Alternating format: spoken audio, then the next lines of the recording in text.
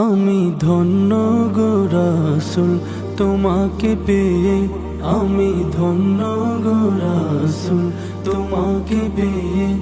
আমি আরো বেশি ধন্য তোমার উম্মত হয়ে, আমি আরো বেশি ধন্য তোমার উম্মত হয়ে।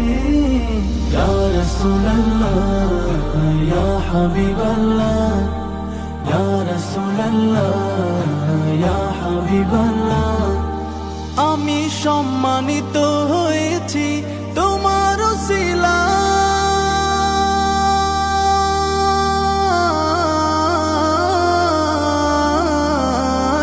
আমি সম্মানিত হয়েছি